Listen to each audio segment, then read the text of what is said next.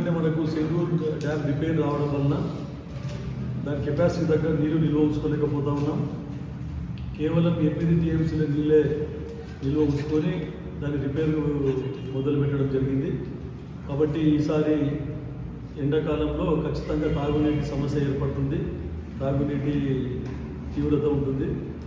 కాబట్టి దాన్ని ఎలా అధిగమించాలనే ఉద్దేశంతో మార్చిలో నిర్వహించవలసిన ఈ సమ్మర్ యాక్షన్ ప్లాన్ అనేది మేము ఫిబ్రవరి మొదటి నెలలోనే సమ్మర్ యాక్షన్ ప్లాన్ తీసుకోవడం జరిగింది.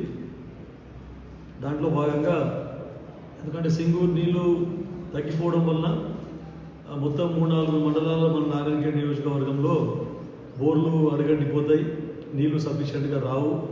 తర్వాత కొత్త బోర్లు వేస్తే కూడా పడే ఆస్కారం ఉండదు. కాబట్టి దాన్ని దృష్టిలో ఉంచుకొని ఉన్న బోర్లను ఏ విధంగా వాడుకోవాలి అని కొత్తగా ఆగ్మెంటేషన్ అని చెప్పేసి సింగిల్ ఫేస్ మోటార్తో నీళ్ళు సఫిషియెంట్గా వస్తలేవు. కాబట్టి ఒక 30 హ్యాబిటేషన్లలో 3 ఫేస్ మోటార్ కూడా పెట్టాలని చెప్పేసి అదొకటే కాకుండా ఇంకా 111 హ్యాబిటేషన్లలో సోర్స్ ఐడెంటిఫై చేసినాం. ఒకవేళ ఎక్కడైనా అన్ని బోర్లను తగ్గిపోతే కూడా ఆ నీళ్లు అవైలబిలిటీ ఉంటాయి, సఫిషియెంట్ వాటర్ ఉన్న బోర్ల నుండి మనం వాటిని హైరింగ్ తీసుకొని వాటర్ సప్లై చేయాలని చెప్పేసి అటువంటి వాటికి నెలకి 6,000 రూపాయలు ఇచ్చి 5-6 కిలోమీటర్ల లోపల అవసరం అనుకుంటే ట్యాంకర్లు పెట్టి లేదంటే ఆ సోర్స్ నుండి పైప్ లైన్ వేసుకొని వాటర్ ట్యాంక్ ఎక్కియడం జరుగుతూ ఉంది. మళ్ళీ ఇంకా పాత బోర్లు కొన్ని చోట్ల ఏవైతే ఉన్నాయో ఒక 60-70 హ్యాబిటేషన్లలో మనకి పాత బోర్లు డీఫంక్ట్ ఉన్నాయి, కొలాప్స్ అయినాయి. అట్లా వాటికి ఫ్లషింగ్ చేయించడానికి కలెక్టర్ గారి నిధుల ద్వారా ఫ్లషింగ్ చేయించడానికి కూడా మనం చర్యలు చేపట్టడం జరిగింది. వాటిని ఫ్లషింగ్ చేయించి ఎక్కడైతే ట్యాంక్స్ ఉన్నాయో ఆ ట్యాంక్స్కి మళ్ళీ ఆ నీటిని ఎక్కించి మళ్ళీ సప్లై చేయాలని నిర్ధారించడం జరిగింది. దీనికి మొత్తం అదొకటే కాకుండా మన కొత్తగా కూడా కొన్ని బోర్లు కొట్టాలని, ఎందుకంటే కొత్తగా బోర్లు పడతాయా మరి ఎందుకంటే చెప్పలేం, గ్రౌండ్ వాటర్ తగ్గిపోయింది. అయినా కూడా తప్పని పరిస్థితుల్లో ఎక్కడ నుండి ఇప్పుడు ముఖ్యంగా నాగిల్గిద్ద మండలం తర్వాత కంటి మండలంలో నీటి కొరత ఉంది. పడతాయా తెలియదు. కానీ అదే కల్లేరు మండలంలో సిర్గాపూర్ మండలంలో నల్లవాగు వలన నీళ్లు పడే ఆస్కారం ఉంది. కాబట్టి ఎక్కడైతే జియాలజిస్టు వారు ఇచ్చిన రిపోర్ట్ ప్రకారం నీళ్లు పడే ఆస్కారం ఉందో అక్కడ మాత్రమే కొత్త బోర్లు వేసుకునే విధంగా ప్రయత్నాలు చేస్తూ ఉన్నాం. ఇప్పుడు ముఖ్యంగా ఈ సమ్మర్ యాక్షన్ ప్లాన్లోనే 10 లక్షల రూపాయలు కలెక్టర్ గారు నిధులు మంజూరు చేయడం జరిగింది. టెండర్ ప్రాసెస్ ఉంది. 31 గ్రామాలకు నీళ్లు గూడూరు నుండి సప్లై చేస్తే అవి సప్లై చేయలేకపోతా ఉన్నాం. ఇప్పుడు డీఫంక్ట్ అయిపోయింది అక్కడ గూడూరు స్కీము. దానికి మళ్ళీ పైప్ లైన్ ఎక్స్టెన్షన్ చేసి కొత్త మోటార్లు తీసుకొని త్వరలోనే మళ్ళీ నీళ్లు సప్లై చేయడం జరుగుతుంది 31 హ్యాబిటేషన్స్కు. అప్పటి వరకు ఆల్టర్నేట్గా పెద్దారెడ్డిపేట నుండి తాగునీటి సప్లై ఇప్పుడు చేస్తూ ఉన్నారు. ఇదొకటే కాకుండా ఇంకా 7 కోట్ల రూపాయలతోని ప్రభుత్వానికి ప్రతిపాదనలు పంపినాము. ఆ ప్రభుత్వం దగ్గర ఉండి ఫైనాన్స్ డిపార్ట్మెంట్లో ఇప్పుడు ఈ బడ్జెట్ కంటే ముందే దాంట్లో మేము శాంక్షన్ చేసుకొని ఖచ్చితంగా ఆ పనులన్నీ చేపట్టడం జరుగుతుందని చెప్పి చెప్తా ఉన్నాం. ఇదొకటే కాకుండా ఇంకా చాలా రోజుల నుంచి మనం అనుకుంటున్నాం అక్కడ కౌలాస్నాల ప్రాజెక్టు నుండి ఒక 15 నుండి 20 కోట్ల రూపాయలు ఖర్చు పెడితే జూకల్ నియోజకవర్గంలోని ఒక 30 గ్రామాలు, తర్వాత కంటి మండలంలోని ఒక 40 గ్రామాలు అక్కడ కౌలాస్నాల నుండి నీళ్లు ఇవ్వాలనే ఒక ప్రతిపాదన పెట్టడం జరిగింది. 15 నుంచి 20 కోట్ల ఖర్చు అవుతుంది. ఇది పర్మనెంట్గా ఆ ఈ గ్రామాలకు ఉపయోగమవుతుంది, 2 నియోజకవర్గాల గ్రామాలకు. అయితే దాని మీద ఏంటంటే ఎందుకంటే అవి టైలెంట్ గ్రామాలు. మనకి ఇప్పుడు సింగూరు నుండి డ్రింకింగ్ వాటర్ పోవాలంటే నిజాం సాగరు, బిట్లము, జూకల్ నుండి అక్కడ సప్లై కావాలి. మనకు కూడా కంటి లాస్ట్ టైలెండ్, అక్కడ తాండాలకు నీళ్లు ఎక్కడం లేదు. కాబట్టే దీనికి 2 నియోజకవర్గాల ఆర్డబ్ల్యూఎస్ వాళ్ళతోని తర్వాత అక్కడ కలెక్టర్లతోని నెగోషియేట్ చేసి గౌరవ మంత్రివర్యులు సీతక్క గారికి ప్రతిపాదనలు సమర్పించడం జరిగింది. ముఖ్యమంత్రి గారిని కూడా కలుస్తాం దాని మీద. త్వరలో అదొక ప్రాజెక్ట్ టేకప్ అయితే మనకు ఎప్పుడు కూడా నీళ్లు కౌలాస్నాల నుండి ఇవ్వడం జరుగుతుంది. ఆ మిగిలిన నీళ్ళని మనము నారాయణఖేడ్ మున్సిపాలిటీ కానీ తర్వాత నాగిల్గిద్ద మండలానికి చాలా తక్కువ బోర్లు పడాయి అక్కడ.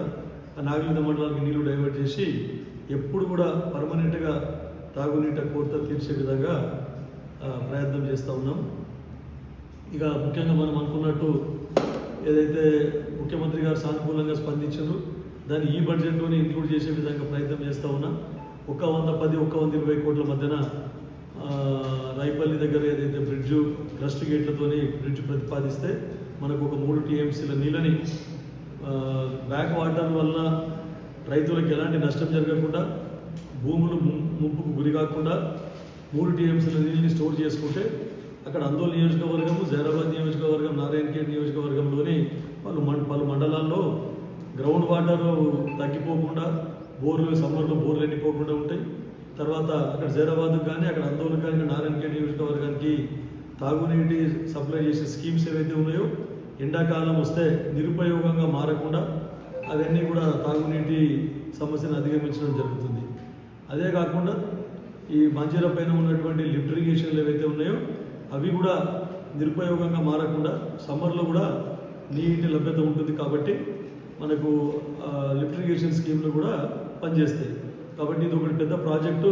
ఇది నారాయణఖేడ్కి ఎట్లా అంటే ఎప్పుడు తరతరాలకు ఉపయోగపడే ప్రాజెక్ట్ ఇది. దాని గురించి కూడా కాన్సన్ట్రేట్ చేసి ఈరోజే ఇరిగేషన్ మినిస్టర్ అక్కడ జలసౌధంలో మీటింగ్ ఉంది 12 గంటలకి. దానికి వెళ్ళి అన్ని ప్రతిపాదనలు సిద్ధం చేసుకున్నాం.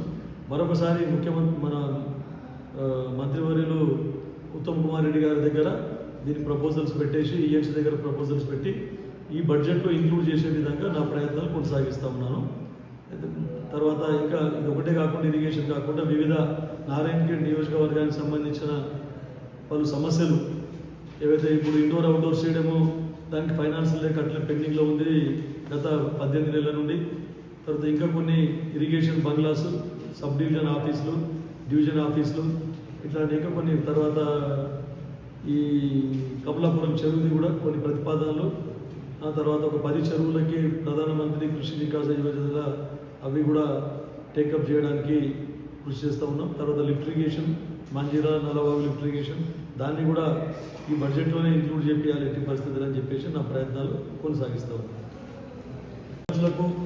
సెక్రటరీలకు వాళ్ళ దృష్టికి తీసుకుపోయేది ఏంటంటే ఇప్పుడు మనకి లాగ్ షీట్ అనేది ప్రిపేర్ చేస్తూ ఉంటారు. ఆర్డబ్ల్యూఎస్ అధికారులు ప్రతిరోజు లాగ్ షీట్ ప్రిపేర్ చేస్తూ ఉన్నారు.